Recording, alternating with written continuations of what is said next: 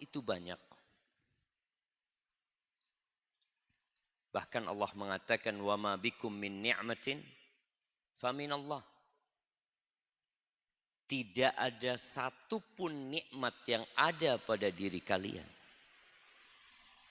melainkan itu dari Allah. Hanya saja sebagian kita lupa dengan nikmat-nikmat yang Allah berikan. Maka kita perlu memohon pertolongan Allah agar kita dibantu dalam mensyukuri nikmat-nikmat yang Allah berikan kepada kita. Allahumma salli wa sallim ala abdika wa rasulika Sayyidina wa maulana Muhammadin wa ala alihi wa ashabihi ajma'in. Ya Allah, semoga salawat dan salam, berkah dan nikmat senantiasa Engkau curahkan untuk hamba kekasih-Mu, untuk baginda Nabi kita Muhammad sallallahu alaihi wasallam, untuk keluarga beliau, untuk istri-istri beliau, untuk putra-putri beliau, dan untuk seluruh sahabat Nabi. Semoga Allah meridhai kita bersama mereka. Amma ba'd, ahibati fillah. Di antara kesempurnaan Islam,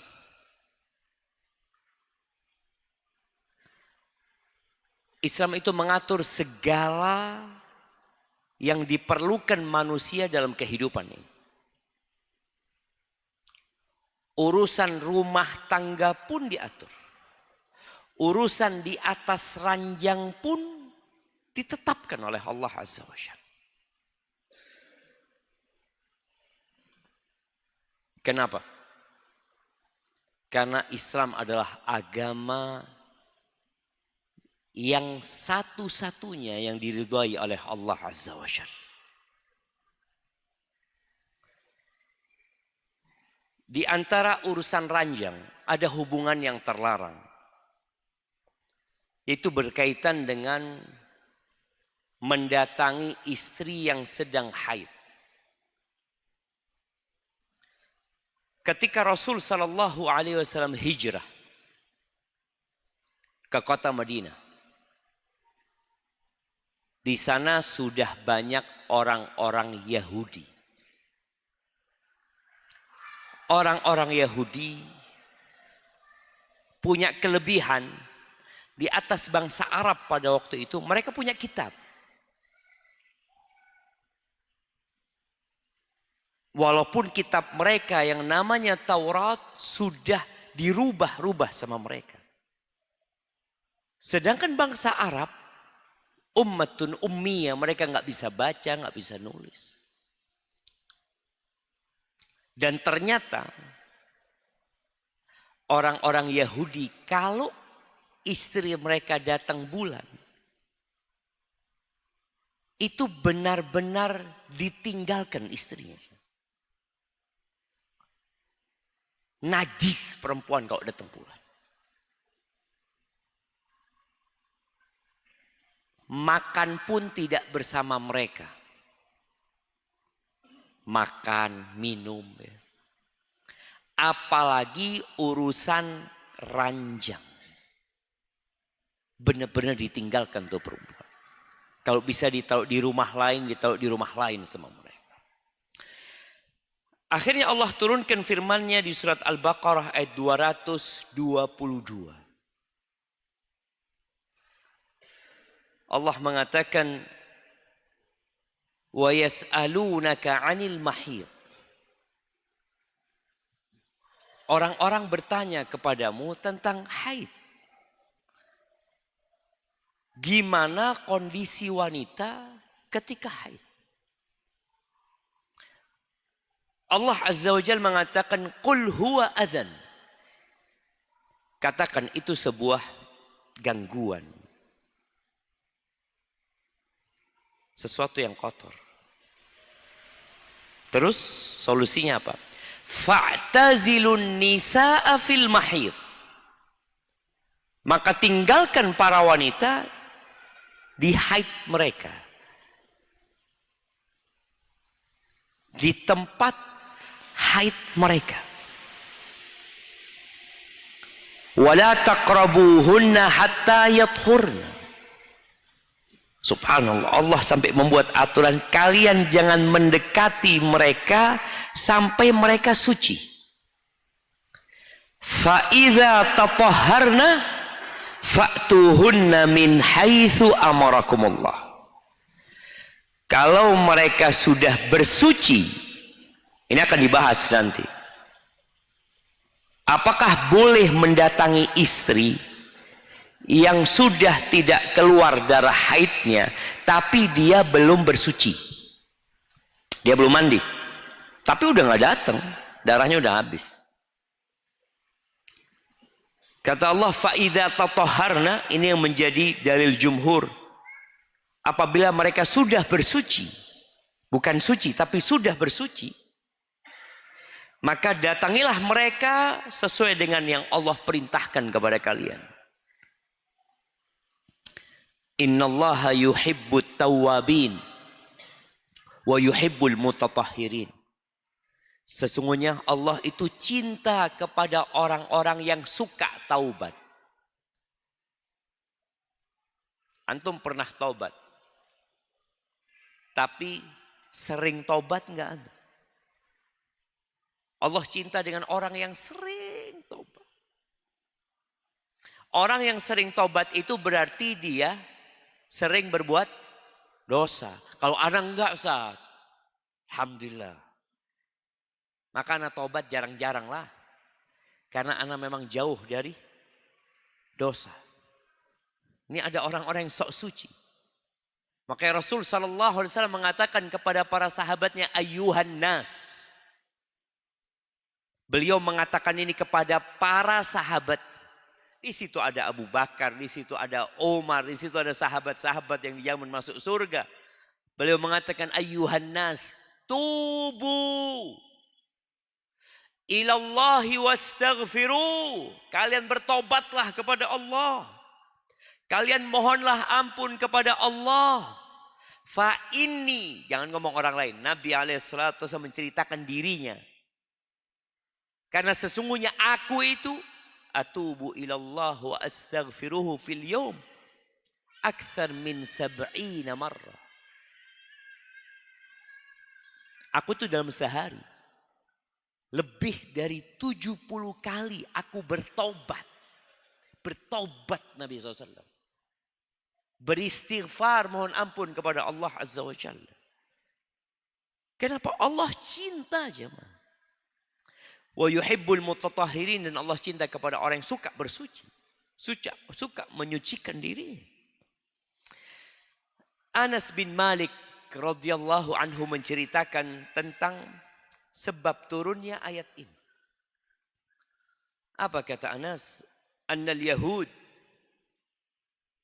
orang-orang Yahudi itu, kanu idza hadatil mar'a minhum, biasanya kalau ada istri mereka atau perempuan mereka yang haid, lam yuakiluha wa lam yujami'uha fil bait. Mereka tidak akan makan bersama wanita-wanita yang haid. Mereka tidak akan berkumpul di rumah yang sama dengan wanita-wanita yang sedang datang bulan. Ana tadi searching jamaah, ana cari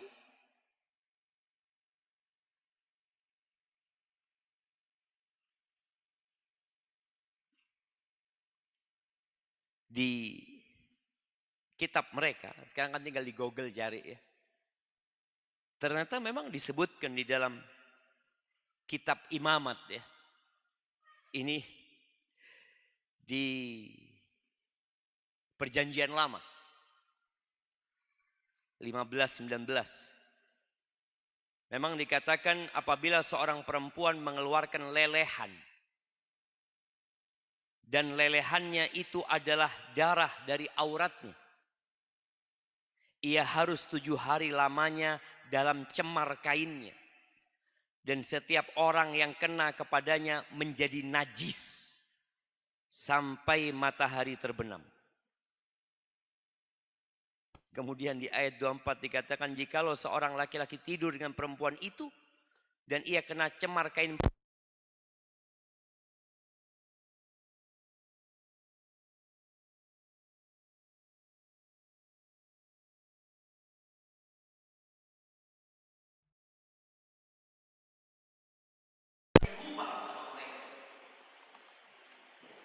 Maka kita nggak perlu sebenarnya tahu tentang apa yang di kitab mereka. Tapi Anas bin Malik menceritakan kondisi orang-orang Yahudi yang mereka tinggal di Medina bersama Rasulullah Sallallahu Alaihi Wasallam. Ana ingin mengingatkan selalu ya, karena sekarang lagi banyak digoreng yang berkaitan dengan toleransi. Nabi alaihi salatu wasallam hidup bertetanggaan dengan orang-orang Yahudi. Yang agama mereka sudah dirubah sama mereka. Yang mereka adalah orang-orang kafir. Yang Allah turunkan tentang mereka. Innal ladzina kafaru min ahlil kitab wal musyrikina fi nari jahannam. Khalidina fiha ulaika hum syarrul bariyah. Ayat ini turun kepada mereka Al-Bayyinah. Ini salah satu surat di Juz Ammah yang turunnya di Madinah.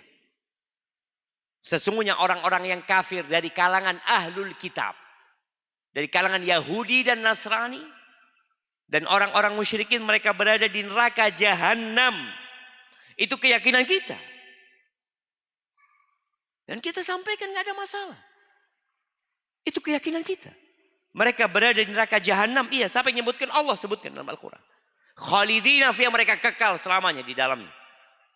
Ulaika hum syarrul bariyah. Mereka adalah makhluk yang paling jahat. Ahibbati fillah. Ada sebagian yang mengatakan, iya, kita itu terhadap orang-orang kafir ini, bencilah kepada kekufuran mereka. Jangan benci sama orangnya. Mungkinkah seperti itu? Jawab? Koruptor itu jangan benci sama koruptornya. Bencilah sama korupsinya. Koruptornya jangan dibenci. Dia kan manusia juga sama kayak kita.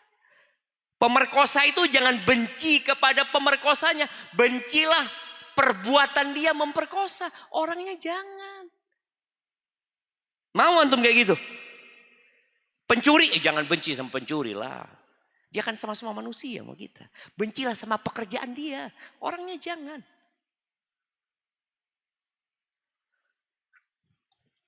Di surat Al-Mumtahanah. Allah mengatakan, qad kanat lakum uswatun hasanatun fi Ibrahim walladzina ma'ah. Telah ada suri tauladan yang baik bagi kalian di diri Nabi Ibrahim. Yang orang Yahudi mengatakan Ibrahim itu Yahudi, yang orang Nasrani mengatakan Ibrahim itu Nasrani. Maka Ibrahimu Yahudiyan wala Nasraniyan. Nabi Ibrahim bukan Yahudi, bukan Nasrani. Walakin kana hanifan musliman wa ma kana minal musyrikin. Itu Nabi Ibrahim, Muslim Nabi Ibrahim. Kalau mau contoh-contoh Nabi Ibrahim, ada suri teladan yang baik bersama Nabi Ibrahim dan nabi-nabi yang bersama beliau. Idz qalu liqaumihim, ketika mereka berkata kepada kaumnya yang melakukan kesyirikan, yang melakukan penyimpangan dalam beragama. Idz qalu liqaumi inna bura'a'u minkum. Kami berlepas diri dari kalian. Wa mimma ta'buduna min dunillah, dan dari perbuatan kalian, dari sesembahan-sesembahan yang kalian sembah, kita juga berlepas diri. Kafarna bikum, kami kufur kepada kalian. Kami ingkar kepada kalian. Wa bada bainana wa bainakumul adawatu wal baghdha'u abadan hatta tu'minu billah wahda. Dan muncul di antara kami sama kalian permusuhan, kebencian. Ini bicara agama. Bicara urusan hati, oh kita benci. Bukan kepada perbuatannya saja, kepada pelaku perbuatan itu. Nanti yang dimasukkan ke neraka itu perbuatannya apa orang yang berbuat? Hah? Orang yang berbuat. Jadi umat Islam itu terus terang. Tapi dalam bermuamalah toleransi kita. Nabi bertetanggaan sama Yahudi SAW. Diundang sama mereka makan. Dikasih daging kambing bakar sama mereka, diracun Nabi kita Muhammad SAW. Tapi Nabi tetap baik sama mereka. Tetap. Tetap urusan muamalah duniawiyah. Tapi urusan agama enggak. Nih orang-orang Yahudi. Mereka punya tradisi dan budaya yang memang ternyata ada dalam kitab mereka. Yang sekali lagi apakah itu termasuk syariat sebelum Nabi kita Muhammad SAW atau tidak. Wallahu a'lam bishawab. Karena orang-orang Nasrani nggak pakai itu syariat. Orang-orang Nasrani wanita haid pun dihubungin sama mereka. Kata mereka nggak ada larangannya. Lalu terus gimana dengan kitab Al-Imamat tadi di kitab Al-Ahdul Qadim perjanjian lama yang disebutkan nggak boleh. Anas mengatakan mereka makan aja nggak mau.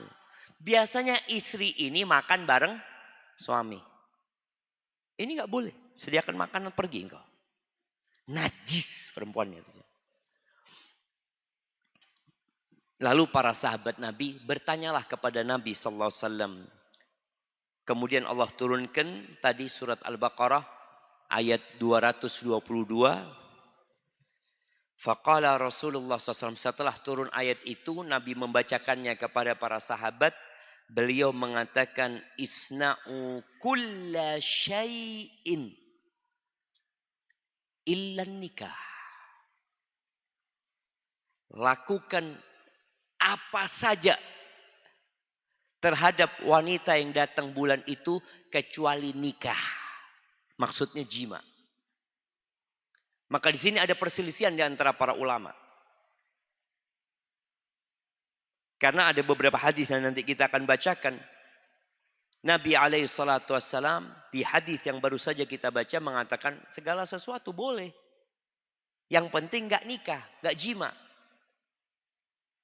Ada hadis-hadis lain yang menjelaskan bahwa Nabi SAW menyuruh istrinya pakai sarung.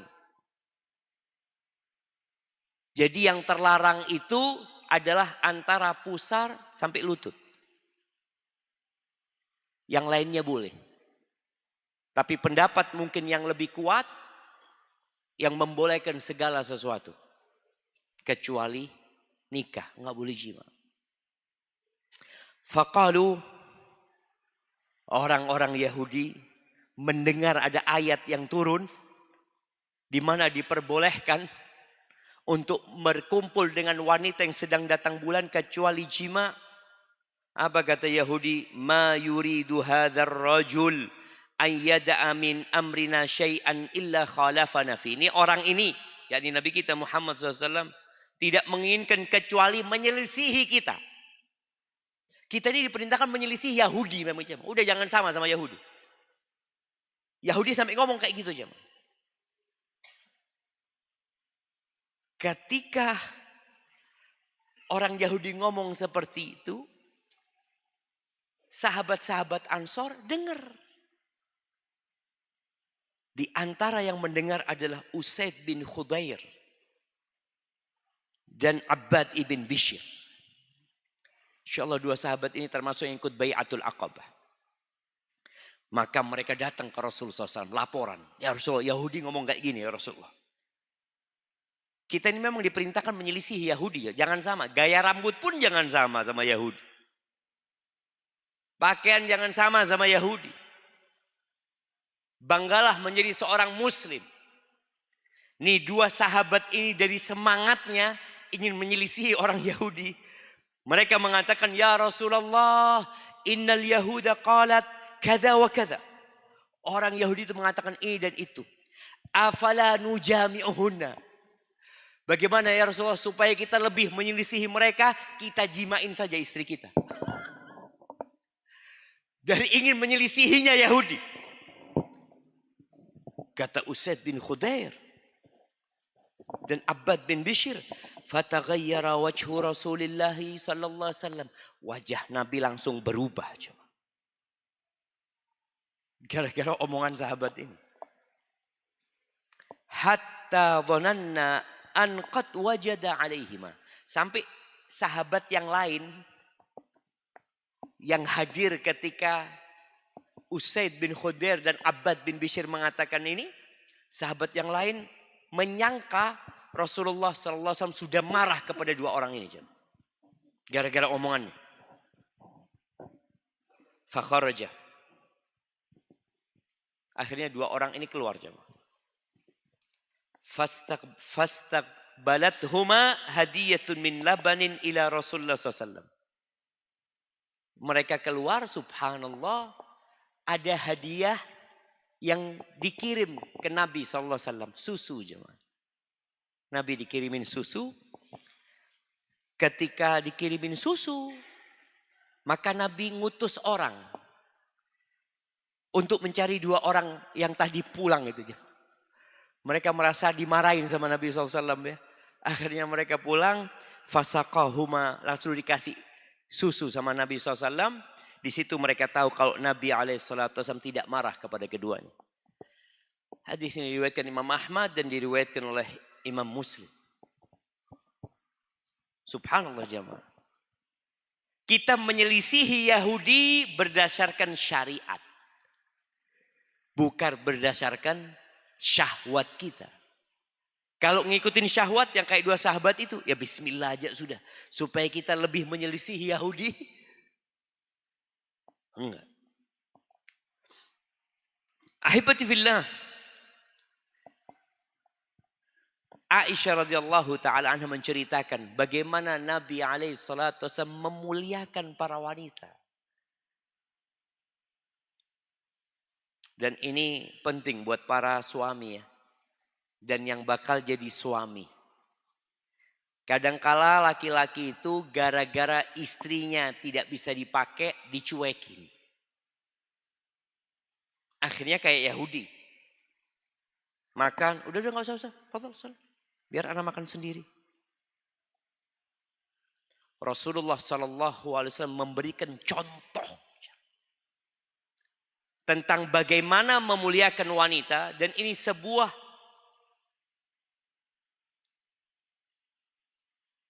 pencerahan dari Nabi SAW tidak dengan ucapan.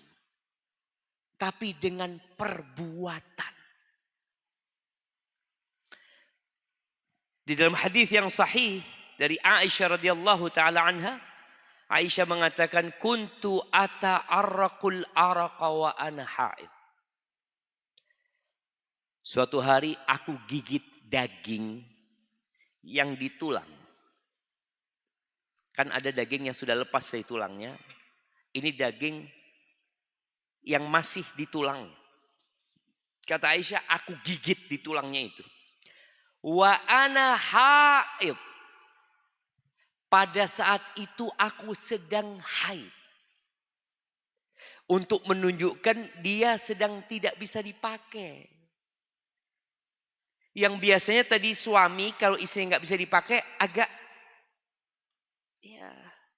agak kurang care sama istri. Mau dikasih hadiah sedang haid. Nggak usah lah. Gitu tuh. Ini Aisyah menjelaskan dia gigit daging dalam posisi haid. Fa'utiyahun Nabiya sallallahu alaihi wasallam. Lalu daging itu aku kasihkan ke Nabi SAW.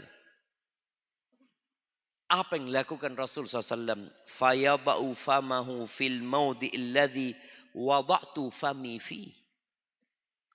Dan riwayat lain dikatakan fayada'u fahu ala mawdi'i fiyya. Itu daging dipegang sama Nabi SAW. Dicari bekas gigitannya Aisyah. Bukan dicari yang gak ada gigitannya. Kita kan kadang-kadang kalau dicari, aduh ini ada bekasnya. Kita puter ya sampai dicari yang gak ada bekas gigitan. Ini enggak. Nabi SAW mencari bekas mulutnya Aisyah. Untuk menunjukkan wanita itu enggak najis dalam kondisi haid. Yang najis itu tempat keluar darahnya saja. Tubuhnya enggak ada yang najis selain itu. Mulutnya tidak najis. Nabi meletakkan mulutnya di tempat Aisyah menggigit. Kalau Yahudi makan bareng enggak mau. Nabi melakukan itu. Wa ashrabu syaraba fa unawiluhu. Kemudian aku minum. Dalam posisi haid aku ini. Setelah aku minum. Dan ini kita lihat. Masya Allah kayak gini minum jemaah. Ana mau minum juga bismillah.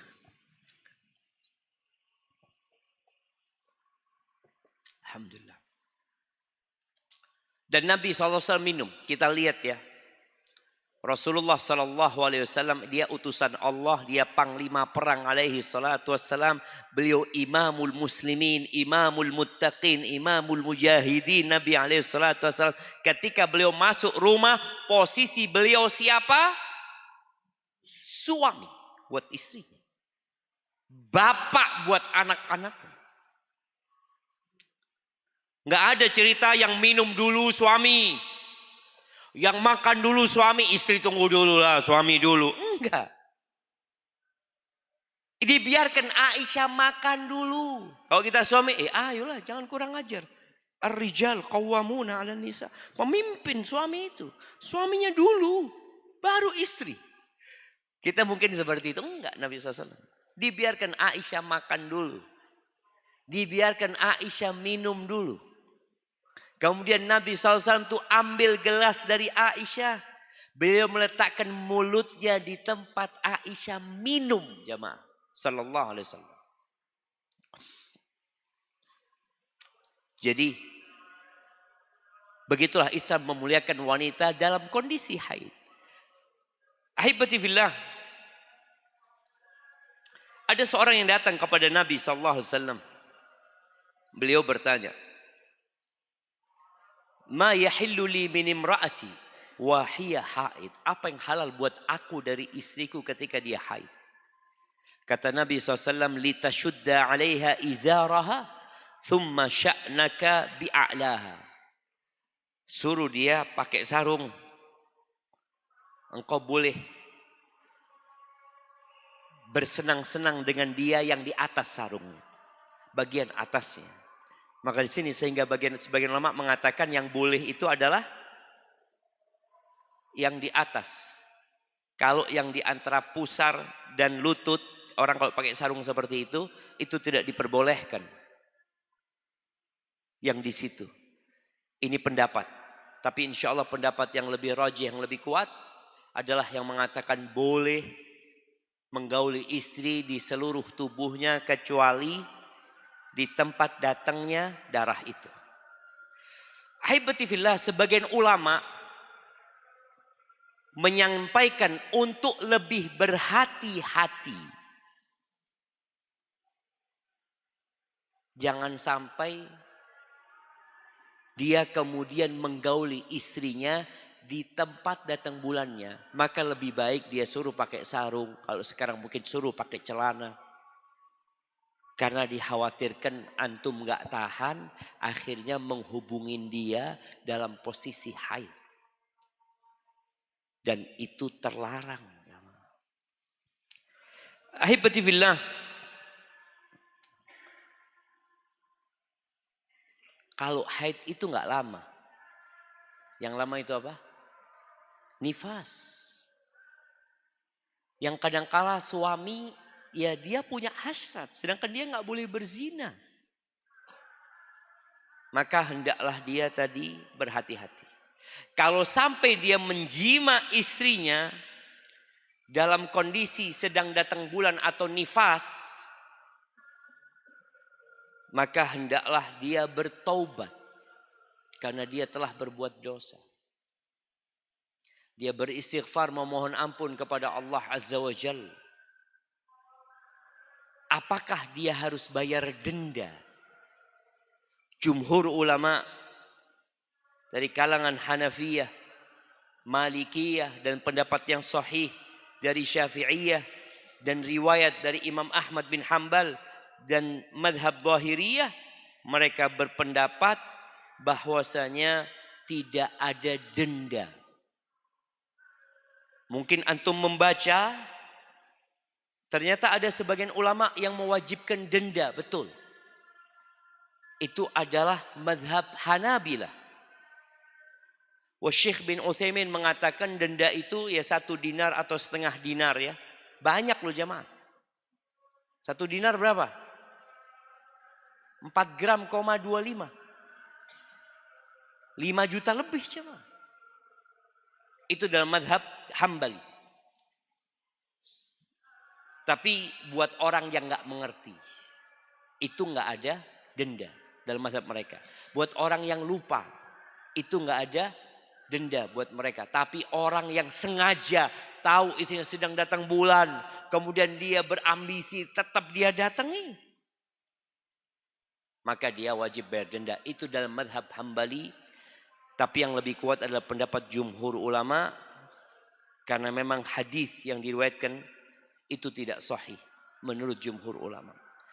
Taib, ahibati fillah, bagaimana menghubungi wanita yang tadi sudah suci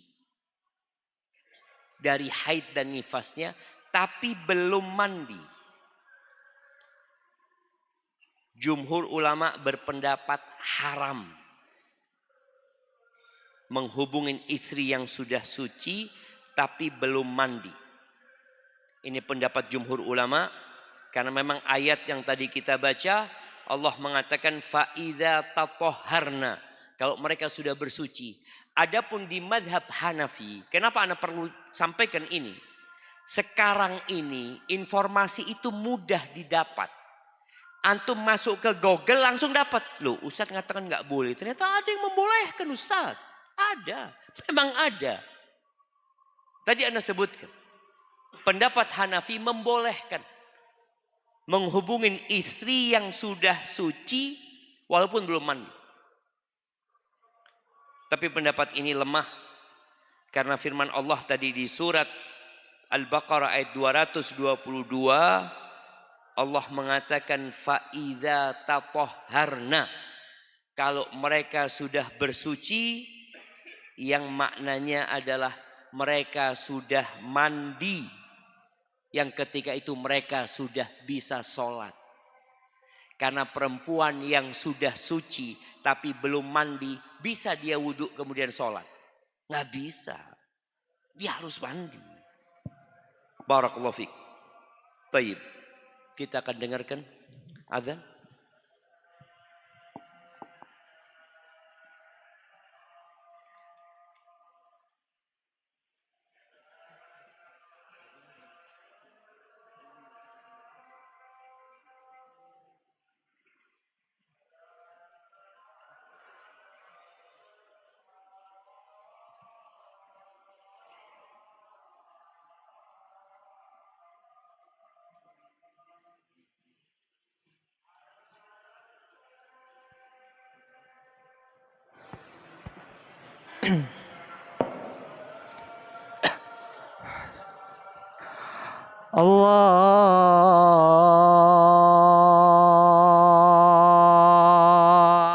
Allahu Akbar,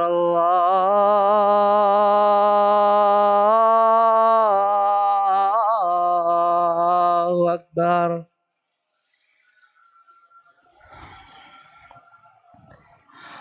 Allahu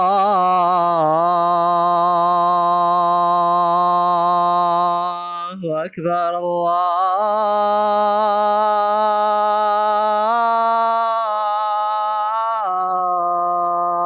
Allahu Akbar.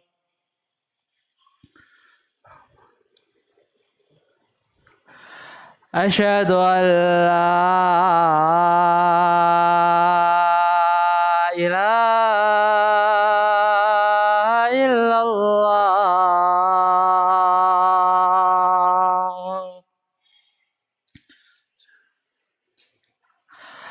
Asyhadu an la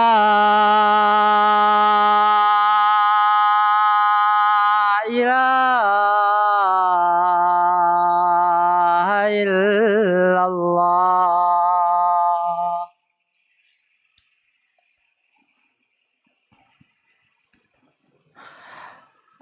Asyhadu anna Muhammadar Rasulullah. Asyhadu anna Muhammadar Rasulullah.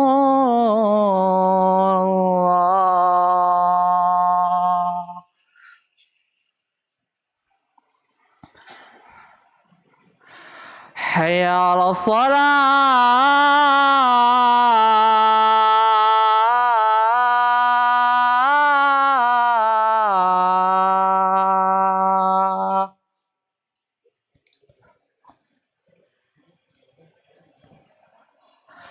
حي على الصلاة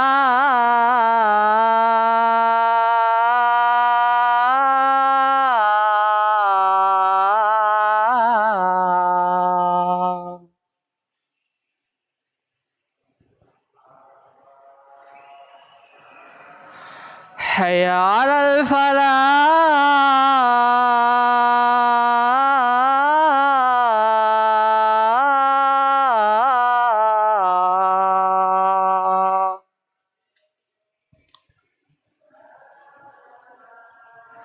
حي على الفلاح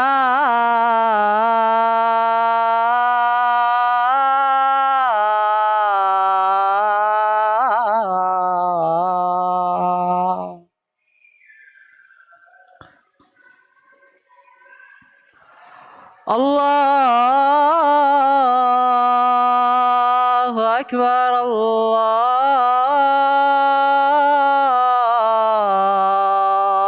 الله أكبر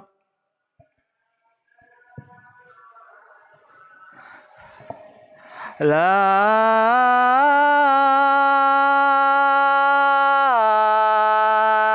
إله إلا الله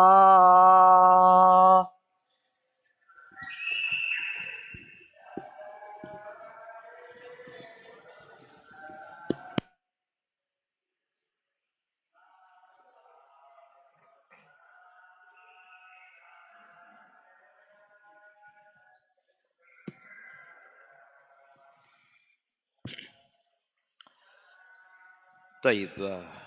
Allahumma salli wa sallim ala Nabi Muhammad. Di antara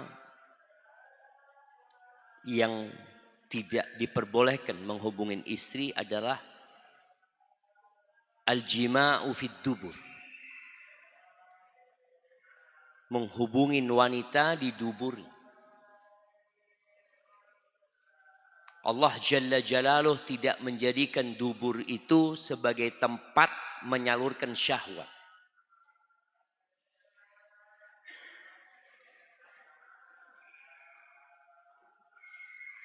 Di masa lalu dan mungkin di masa sekarang ini pun sebagian orang beranggapan nggak apa-apa. Khususnya ketika perempuan sedang datang bulan. Dia mikir istriku nggak bisa dipakai, maka kemudian dia berpikir untuk mendatangin istrinya di duburnya. Haram jemaah. Rasul Shallallahu Alaihi Wasallam mengatakan kepada sahabat yang bertanya tentang mendatangin istri ketika haid, lakukan segala sesuatu kecuali jima. Nggak ada urusan mendatangin istri di duburnya. Ada hadis-hadis yang banyak dan masyhur yang menjelaskan tentang haramnya mendatangi wanita di dubur. Karena ada laki-laki yang memaksa istrinya untuk melayani dia dari duburnya. Sang istri ini mengatakan nggak boleh bang, kata dia. Haram bang. Memang bukan zina tapi nggak boleh, haram. Apa kata suaminya? Mana ayatnya? Ustadz rupanya suaminya di jamaah. Mana ayatnya dalam Al-Quran yang melarang? Gak ada kata dia. Kita beragama itu dengan qala Allahu wa qala Rasul. Allah mengatakan wa ma atakumur rasulu fakhudhu wa ma nahakum anhu fantahu. Yang diberikan oleh Nabi SAW kalian ambil, yang dilarang tinggalkan. Allah mengatakan atiullaha wa atiur rasul. Taatlah kepada Allah dan taatlah kepada Rasul sallallahu alaihi wasallam. Dan Nabi alaihi salatu wasallam mengatakan mal'unun man ata imra'atahu fi duburiha. Ini termasuk dosa besar jemaah. Terlaknat suami yang mendatangi istrinya di dubur. Dan di hadis yang riwayatkan Imam Tirmidzi, la yanzurullah ila rajulin ata rajulan aw imra'atan fi duburiha. Allah enggak ngelihat ya kepada seorang laki-laki yang mendatangi laki-laki atau mendatangi perempuan di duburnya. Allah enggak ngelihat kepada dia. Allah katakan nisaukum harthul lakum. Perempuan-perempuan kalian itu adalah ladang. Ladang. Fa'tu harthakum anna syi'tum. Maka datangilah ladang kalian, terserah kalian. Mau gaya, model apapun terserah. Yang penting di ladangnya. Pertanyaannya, apakah dubur termasuk ladang? Enggak, jemaah. Enggak bisa antum bercocok tanam di tempat kotoran itu. Enggak bisa. Makanya kesepakatan 4 mazhab jemaah. Hanafiyah, Malikiyah, Syafi'iyah, Hanabilah.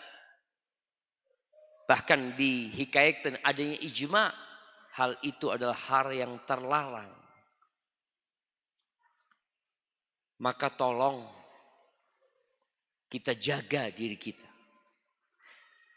Mendatangi istri itu dapat pahala sodakoh. Tapi ketika mendatangi istri di duburnya itu dapat laknat. Dan sebagian orang melakukan itu gara-gara tontonan dia. Sebagaimana yang minta fatwa, suamiku itu kalau sudah habis nonton kayak gitu. Na'udzubillah, dia ingin melakukan apa yang dia tonton kepadaku. Kita diperintahkan untuk ghaddul basar. Dan secara naluri manusia tahu itu tempatnya kotoran. Kenapa engkau datangin? Na'udzubillah min dzalik. Barakallahu fiik, itu mungkin dapat kita kaji kesempatan kali ini. Ada pertanyaan? Baik.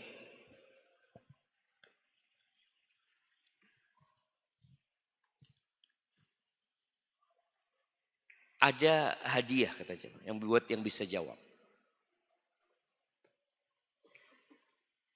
Siapa nama 2 sahabat dari kalangan Ansor yang tadi mengatakan kepada Nabi SAW, kita jima saja istri kita untuk menyelisih orang-orang Yahudi. Nah, fadal. Usaid bin Khudair, Abbad bin Bishr, Masya Allah. Adil hadiah Habib, Masya Allah. Nah, barakallahu fikum. Baik, kita masuk ke sesi tanya jawab. Nanti kalau ada pertanyaan, anda tanyakan kepada antum.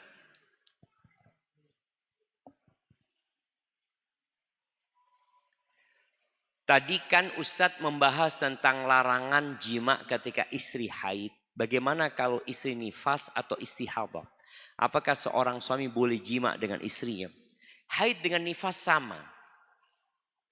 Karena perempuan ketika haid dan nifas itu meninggalkan sholat dan meninggalkan puasa. Sehingga mereka tidak bisa dihubungin. Yang boleh dihubungin tadi yang udah disebutkan. Boleh melakukan apa saja selama antum merasa aman kecuali yang berkaitan dengan tempat keluarnya darah tersebut. Berbeda dengan istihadah.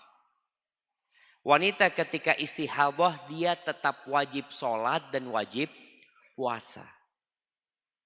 Maka suami boleh menghubungi istrinya dalam kondisi perempuan sedang istihadah. Tapi ya berhati-hati. Jangan sampai menyakiti istrinya. Dan subhanallah jemaah, kalau kita membahas kenapa nggak boleh mendatangi istri dalam kondisi haid. Ada banyak sekali hikmahnya. Cuma kita walaupun nggak tahu hikmahnya kita kerjakan. Kenapa kita kerjakan? Nah, karena kita umatnya Nabi Muhammad SAW. Jadi nggak harus kita tahu hikmahnya. Nah, Ustadz, bagaimana cara kita menyikapi para musyrikin? Dalam syariat kita tidak boleh menjadikan sahabat karib mereka. Bagaimana cara Rasulullah SAW menyikapi mereka? Istilah kayak benci tapi tidak benci. Bagaimana itu Ustaz? Ahibati fillah. Kita itu benci karena Allah, cinta karena Allah. Kita benci karena Allah. Ketika seorang benci karena Allah, ya sudah, dalam urusan agama kita benci sama orang ini, kita benci sama perbuatan dia. Tapi dalam urusan muamalat dia butuh bantuan kita, ya kita bantu dia. Dalam urusan muamalat duniawiyah. Rasulullah SAW memerintahkan kita berbuat baik kepada tetangga. Ingat, berbuat baik kepada tetangga bukan mencintai tetangga kita, tapi berbuat baik kepada tetangga kita. Beda ya, cinta sama berbuat baik. Boleh jadi kita cinta kepada seseorang dan kita tidak pernah berbuat baik sedikit pun sama dia. Ana cinta sama fulan, apa yang sudah kau lakukan? Gak ada, tapi aku cinta sama dia. Antum pernah cinta sama perempuan? Jatuh cinta, pernah berbuat sama dia? Kadang-kadang enggak, ana cuma seneng aja sama dia. Maka itu yang tidak diperbolehkan, mencintai orang-orang musyrikin. Mencintai orang-orang kafir, berbuat baik diperintahkan. Jadi ketika antum berbuat baik kepada tetangga antum, kenapa antum berbuat baik padahal dia non muslim? Ya karena kita diperintahkan. Ketika Abdullah bin Amr bin As, dia potong kambing. Itu anak buahnya lagi ngulitin kambing. Abdullah bin Amr bin As mengatakan, "Idza faraghta fabda bijarinal Yahudi." Kalau engkau sudah selesai mengulitin, kemudian engkau mau bagikan, yang pertama engkau kasih tetangga kita yang agamanya Yahudi. Itu berbuat baik, bukan cinta. Itu berbuat baik. Jadi kita berbuat baik. La yanhaakumullah 'anil ladzina lam yuqatilukum fid din wa lam yukhrijukum min diyarikum an tabarruhum wa tuqsitu ilaihim innallaha yuhibbul muqsitin. Allah tidak melarang kalian untuk berbuat baik dan berbuat adil kepada orang-orang yang tidak memerangi kalian dan tidak mengusir kalian dari negeri kalian. Berbuat baik sama mereka. Tapi kalau cinta enggak. Jadi ada amalan hati, ada amalan raga. Hati ini beramal. Apa amalan hati kita? Cinta, benci, takut, berharap, tawakal. Itu kita nggak boleh mencintai mereka. Tapi kita kesian sama mereka karena mereka jauh dari agama Allah. Nggak apa-apa. Kita kesian, kita doakan mereka. Kita berbagi sama mereka, siapa tahu mereka dapat hidayah. Tapi kalau terhadap agama mereka kita disuruh benci. Jadi ingat, kita berbuat baik kepada non-muslim, kita tidak boleh menzalimin mereka. Bahkan kita tadi kalau punya tetangga non-muslim kita berbuat baik sama mereka. Ketika ditanya Abdullah bin Amr bin As, Al-Yahudi ya Aba Abdurrahman, yang kau mau kasih ini yang Yahudi. Mana yang Islam yang lainnya? Kok mereka nggak dikasih? Kok yang Yahudi dulu dikasih? Apa kata Abdullah bin Amr bin As? Sami'tu Rasulullah sallallahu alaihi wasallam yaqul, ma zala Jibril yusini bil jar hatta dhanantu annahu sayuwarrithu. Jibril itu terus-terusan memberikan wasiat kepadaku untuk berbuat baik kepada tetangga. Sampai aku mengira tetangga itu akan dapat warisan. Maka tolong kita tetap berbuat baik. Tapi tadi dia harus tahu kita muslim dan kita nggak suka sama orang-orang kafir. Iya, dia tahu. Al-Quran terbuka, mereka bisa baca terjemahannya. Nggak ada jamaah dari agama kita yang kita sembunyikan tidak ada. Kita seperti ini. Mereka banyak yang disembunyikan. Mereka pura-pura cinta kepada umat Islam. Dibantai saudara-saudara kita di Palestina. Dibunuh di sana saudara-saudara kita. Mereka tonton jemaah. Mereka lihat. Ya adalah yang mungkin kesian. Tapi bagaimana dengan negara-negara besar? Ada. Hadza huwa.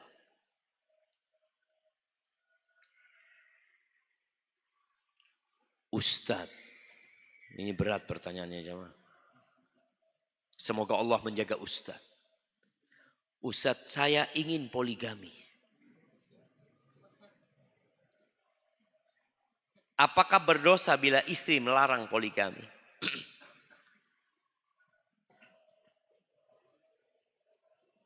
Apa yang harus dipersiapkan untuk poligami? Apakah istri yang dipoligami wajib akur? Ahibati billah. Allah Azza wa Jal sudah menetapkan takdir kita. Ada orang yang ingin poligami tapi sampai mati nggak poligami. Ada seorang perempuan yang ngomong, Ustadz, suami ana pernah mau poligami Ustadz. Akhirnya sang istri doa terus minta sama Allah. Allah kabulkan doanya. Suaminya mati. Dan tidak pernah poligami suaminya. Jadi kalau bicara istri itu cemburu. Istri itu nggak suka suaminya poligami. Bukan dia tidak suka sama poligami. Makanya kalau antum tanya sama wanita, dia akan mengatakan silahkan, ana tidak menentang poligami. Silahkan yang mau poligami, poligami. Yang penting jangan suami ana. Dia menentang poligami enggak? Enggak. Enggak menentang, cuma dia enggak siap gitu loh. Enggak siap. Makanya tidak diperintahkan oleh Allah laki-laki minta izin sama istrinya. Kalau syariatnya harus minta izin sama istri, ya tentu enggak terjadi poligami. Kecuali wanita-wanita yang memang mungkin dia punya keluasan hati ya. Dia katakan, fadl bang, silahkan kau menikah. Suaminya menikah, istrinya pingsan masuk rumah sakit. Padahal istrinya ngasih izin. Ya, betul aja. Tetap sebagai seorang wanita, itu ujian para wanita. Makanya tidak disyariatkan suami untuk minta izin. Dan ahibati fillah. Di negeri kita. Perzinaan itu sangat mudah sekali. Dan kita tahu juga bagaimana pezina itu dikasih nama sekarang PSK. Sarana untuk itu kemudah. Dan pernikahan itu sulit. Jangan nikah dua, nikah satu.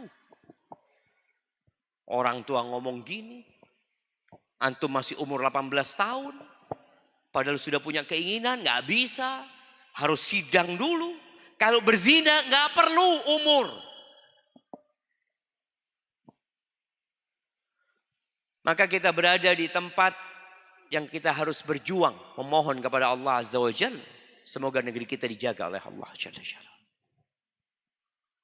Baik.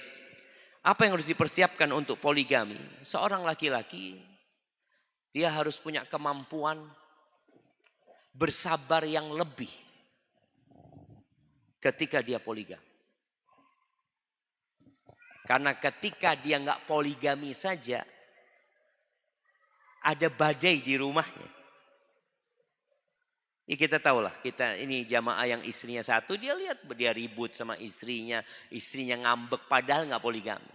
Kalau antum poligami, antum harus punya genset 5 paling enggak. Kalau padam PLN, bisa hidupin satunya. Padam lagi, hidupin lagi satunya. Hidupin. Harus sabar jemaah. Dan Rasulullah SAW sabar menghadapi istri-istri. Beliau tidak membuat istrinya menerima dengan tangan besi. Enggak. Tapi dengan beliau bersabar. Bayangin ya. Sampai Allah Jalla Jalaluhu menegur Nabi SAW. Nabi itu ditegur. Karena demi mengakurkan istri-istrinya. Beliau sampai mengharamkan sesuatu yang halal buat beliau. Allah sampai mengatakan, ya ayuhan nabi, lima tuharrimu ma ahallallahu lak, tabtaghi mardata azwaji. Wahai nabi, kenapa engkau sampai mengharamkan yang dihalalkan oleh Allah untukmu? Gara-gara engkau ingin mencari keridhaan istri-istrimu. Gimana istri-istri Nabi ini bikin makar di antara mereka jemaah. Sampai kita tahu ceritanya bagaimana akhirnya Rasulullah SAW memboikot semua istrinya. Yang 9 itu jemaah. Maka butuh kesabaran. Antum mampu berlaku adil, silahkan. Taib, mampu berlaku adil tapi tidak sabar dengan tabiat wanita, jangan. Berapa banyak laki-laki yang berharap 1 tambah 1 2, ternyata 1 tambah 1 0. Seharusnya 1 tambah 1 berapa? Ini 1 tambah 1 0. Mana istrimu? Wallahu a'lam. Kayaknya anak ditakdirkan gak punya istri. Padahal dia ingin poligami. Dan bagi yang ingin poligami, engkau harus benar-benar mempersiapkan kesabaran tadi. Karena lingkungan tidak mendukung. Jemaah. Lingkungan gak dukung. Jangan bicara istri yang pertama. Jangan bicara mertua. Kadangkala orang tua sendiri gak dukung. Orang tua sendiri. Sampai mengatakan kepada nak, kalau kau kawin lagi nak, gak usah ke rumah ibu. Allahu Akbar. Ini ibunya sendiri jemaah. Kakak beradik tidak mendukung. Sehingga orang yang melakukan poligami harus benar-benar minta pertolongan sama Allah. Makanya biasanya orang yang poligami itu ibadahnya nambah. Karena dia gak bisa minta tolong sama siapa-siapa. Dulu enggak, biasa poligami. Makanya Nabi SAW nikah sama putrinya Abu Bakar. Nikah lagi biasa. Karena sahabat semua melakukan itu. Sampai sahabat yang istrinya cuma 1 itu mungkin jarang. Dan janda pada masa itu laris. Kenapa? Karena janda ini jadi jandanya Abu Bakar dinikahi sama Ali bin Abi Thalib. Ketika jadi janda. Jadi mereka ada yang memberikan nafkah kepada mereka. Sedangkan di saat janda itu banyak. Dan lapangan pekerjaan sedikit. Dan mereka tidak diperhatikan, apa yang akan terjadi? Jadi apa tuh janda-janda? Maka antum persiapkan kesabaran. Kemudian antum lihat kemampuan antum. Jangan sampai antum nafkah belum mampu. Kemudian antum nikah lagi. Apakah istri yang dipoligami wajib akur? Enggak. Enggak wajib akur jamaah. Yang jelas mereka wajib taat sama suaminya. Rasul SAW istri-istrinya sebagian ya ribut. Dan Nabi tidak memaksa mereka untuk akur. Ada yang akur, ada yang tidak. Maka di sini perlu sabar. Antum kan berpikir, kalau punya istri 4 kata dia. Malam ini di sini, malam ini di sini. Boleh jadi antum tidurnya di masjid, nggak di rumah. Ribut semuanya jemaah.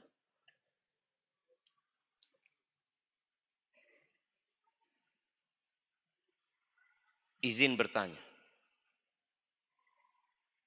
tentang hadis. Siapa yang mendidik 2 anak perempuan hingga ia dewasa, maka ia akan datang pada hari kiamat dalam keadaan dan dia. Lantas Nabi SAW mengisyaratkan dengan mendekatkan jari jemarinya. Bagaimana kalau hanya punya anak 1 perempuan? Iya, Jadi punya anak perempuan ini subhanallah jamaah spesial ya. Orang-orang itu bangga sama anak laki-laki. Bahkan di Cina, Anda baca berita beberapa waktu yang lalu, mereka kalau istrinya ternyata anaknya perempuan itu digugurkan. Karena punya anak di sana dibatasi. Mereka ingin punya anak laki. Yang tentunya anak laki mungkin lebih kuat, lebih mampu bekerja, lebih mampu membela keluarga. Sedangkan anak perempuan enggak. Tapi ternyata memiliki anak perempuan itu punya fadilah yang tidak dimiliki kalau kita punya anak laki. Tadi anak perempuan itu kalau dididik 2 ya, apalagi lebih banyak lagi, itu akan menyelamatkan orang tuanya dari api neraka. Jadi tameng buat orang tuanya dari api neraka. Bagaimana kalau anaknya 1? Ya semoga berharap jemaah. Tapi yang jelas pahala itu sesuai dengan kelelahan dan effort yang dikeluarkan. Nggak sama yang anak perempuannya 1 dengan yang anak perempuannya 3. Nggak sama wanita yang hamil cuma 3 kali dengan wanita yang hamil 12 kali. Nggak sama jemaah. Maka bagi wanita yang punya banyak anak tadi jangan merasa oh enak fulan cuma anaknya 2. Enggak. Nanti di hari kiamat baru akan terlihat bahwa engkau yang enak. Karena engkau telah berjuang panjang. Taib, ini masih ada hadiah. Pertanyaannya.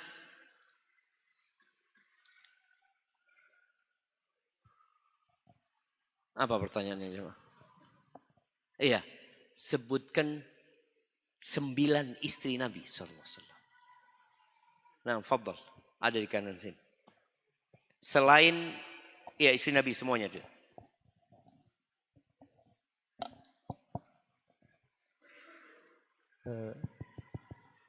Khadijah, Saudah, Aisyah, Hafsah, Ummu Salamah, Ummu Habibah, Juwairiyah, Zainab, wa Sofiyah. Sofia. Nah, ati hadiah. Tinggal 2 lagi istri Nabi yang belum disebutkan. Siapa yang mau nyebutin? Nah. Maria. Maria bukan istri sebenarnya. Siapa? Sudah. Ummu Salamah sudah disebutin. Nah, siapa yang mau jawab?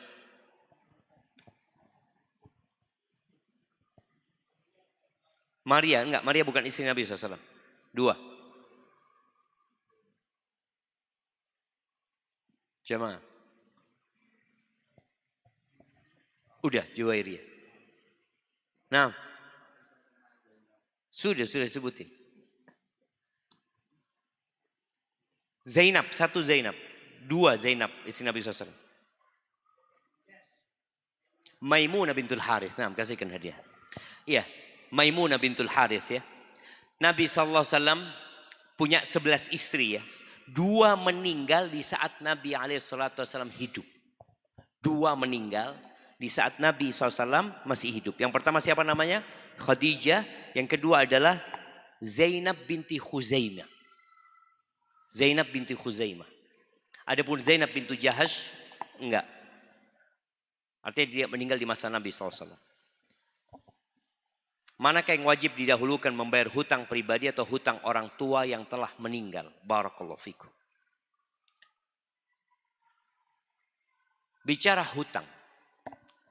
Anak itu tidak wajib melunasi hutang orang tuanya. Tidak wajib.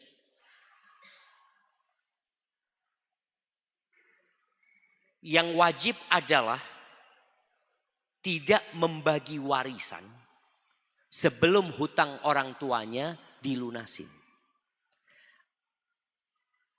Orang tua akan menanggung ya utang dia. Karena kita tahu utang ini dibawa sampai mati loh jemaah. Sampai hari kiamat. Maka seorang anak lunasi hutangnya dia, baru lunasi hutang orang tuanya. Dia mau meringankan beban orang tuanya. Maka dia lunasi utang dirinya, kemudian dia bertekad untuk melunasi hutang orang tuanya. Karena sejatinya tadi, anak ini nggak wajib melunasi hutang orang tuanya. Tapi warisan nggak boleh dibagi kecuali hutang sudah dilunasi. Dan ada satu hal lagi. Orang tua itu nggak boleh terima zakat. Tapi melunasi hutang orang tua yang tidak mampu dengan uang zakat. Sebagian ulama membolehkan hal itu. Untuk melunasi hutang orang tuanya. Karena bukan termasuk nafkah yang wajib buat anak kepada orang tuanya. Hadza wallahu a'lam bishawab. Ini subhanallah, ini ada hubungan dengan pertanyaan baru saja kita baca. Afwan Ustaz, ana izin bertanya walaupun agak panjang. Kami alhamdulillah dari keluarga yang sudah mengenal dan hijrah ke jalan yang lurus ini. Bagaimana kita menghadapi saudara laki-laki kita yang suka pinjol, meminjam uang ke saudara yang lainnya, suka berbohong, menghabiskan uang orang tua. Kami sebagai kerabat yang hanya saudara perempuan selalu mengingatkan, tetapi orang tua selalu membela saudara yang pinjol ini. Dan tetap tidak sadar-sadar selalu membelanya. Kami juga sangat sebagai kerabat yang hanya akhwat sudah selalu mengingatkan. Mohon solusinya Ustaz. Nah, ahibati fillah ya. Ada orang-orang yang gak bisa dikasih nasihat. Ada orang-orang yang harus dikasih hukuman. Kita tahu pinjol ini ketika dibiarkan, orang itu akan bermasalah dan bisa jadi masuk penjara. Dan biarkan. Karena tadi ada orang yang gak bisa dikasih nasihat, dihukum. Dalam agama kita seperti itu. Ketika kita gak bisa ngasih nasihat tapi terus membiarkan dia, memberikan fasilitas kepada dia, kita sama menjerumuskan saudara kita ke tempat kemaksiatan. Jangan. Antum anti kasih nasihat, setelah itu doakan, jangan kemudian kita berusaha untuk melunasi utang-utang dia, karena dia akan utang lagi, akan utang lagi, akan utang lagi. Biar dia sampai mentok, kemudian mendapatkan hukuman, dan boleh jadi setelah dihukum dia akan sadar nanti. Nah, ini berkaitan dengan memasang kaligrafi di dalam rumah ya. Sebagian ulama memakruhkan hal itu, apalagi kalau kaligrafinya nggak bisa dibaca. Kan ada orang masang kaligrafi itu hanya untuk hiasan dinding. Ketika tamunya datang, Masya Allah, Masya Allah. Apa bacaannya? Yang punya rumah ngomong, wallahu a'lam, mana nggak tahu juga apa bacaannya. Enggak, Al-Quran diturunkan bukan untuk menghiasi dinding. Seorang istri meminta khulu karena merasa kurang cocok dengan suami yang belum mampu berpoligami secara finansial. Ia merasa tidak adil dalam nafkah harta dan nafkah batin. Dan suami mengancam bahwa istri yang meminta khulu tidak akan masuk surga. Mohon nasihatnya Ustaz, dan apakah boleh meminta khulu? Ahibati fillah, ketika sang suami tidak adil, maka sang istri boleh minta khulu. Untuk suami yang zalim. Karena memang ada suami-suami yang belum mampu poligami, maksa poligami. Apalagi ada yang poligaminya nggak sehat, dia berzina dulu, kemudian aduh daripada berbuat dosa terus akhirnya dia nikahin. Bukan dia bertobat, tapi dia nikahin yang dia zinain. Udah halal sekarang kan istri anak. Kata siapa? Engkau belum bertobat kepada Allah dan engkau menikahi pezina. Maka sebagian ulama berpendapat nggak sah nikahnya pezina itu jemaah. Kecuali dia bertobat terlebih dahulu. Terus istri yang merasa suaminya tidak adil, maka yang pertama anak kasih nasihat, jangan buru-buru minta cerai. Mungkin butuh mediasi. Kalau engkau melihat suamimu memang tidak adil, maka ya coba duduk bersama, panggil orang yang alim, diajak ngobrol, boleh jadi memang suaminya tidak adil. Kemudian kalau engkau berpikir cerai, siapa sebenarnya yang bergembira kalau engkau gugat cerai? Boleh jadi yang gembira adalah istri keduanya. Alhamdulillah kata dia, suaminya jadi miliknya dia sendiri. Jangan terburu-buru, sabar. Sambil berjalannya waktu, suaminya didoakan, semoga suaminya dapat hidayah. Dan kesabaranmu tentu akan berbuah keindahan pada akhirnya. Walaupun sabar itu pahit. Didoakan suaminya, diperbaiki yang memang salah. Semoga semakin ke depan suaminya belajar tentang poligami yang sehat. Kalaupun ada hak-hak yang engkau tidak dapatkan, udahlah engkau minta sama Allah Azza wa Jalla hakmu. Jangan berpikir untuk berpisah jemaah. Kecuali memang benar-benar mentok harus berpisah, baru berpisah. Kalau enggak jangan. Hadza wallahu a'lam bissawab. Subhanakallahumma wa bihamdika asyhadu an la ilaha illa anta astaghfiruka wa atubu ilaik. Assalamualaikum warahmatullahi wabarakatuh. Subscribe dan aktifkan loncengnya biar nggak ketinggalan video berikutnya.